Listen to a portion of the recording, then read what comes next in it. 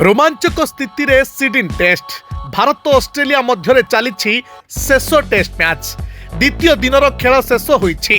द्वितीय दिनर खेल शेष सुधा भारत 145 रन रे आगुआ रही। भारत पक्षर प्रथम और द्वितीय इनिंग्स रे ऋषभ पंत यथाक्रमे 40 और 61 रन दमदार पाली खेली। आउ एई मैच एबे रोमांचक स्थिति रे पहुंची। भारत एई मैच रे टॉस जीति प्रथमे बैटिंग निष्पत्ति नैथिला। प्रथमे बैटिंग करी भारतीय दल एते सफल होई पारि नथिला।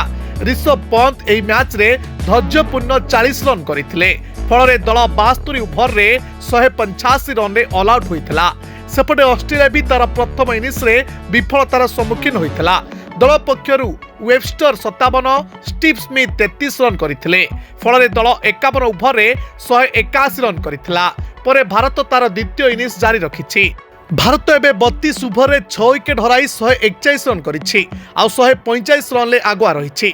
आशा करा जाउछि भारत काली बड़ इनिंग्स खेली ऑस्ट्रेलिया को बड़ टार्गेट देबो।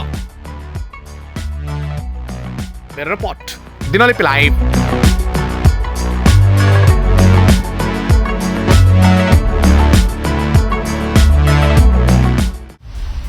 दिनलिपि लाइव को एबे ही लाइक शेयर सब्सक्राइब करंतु।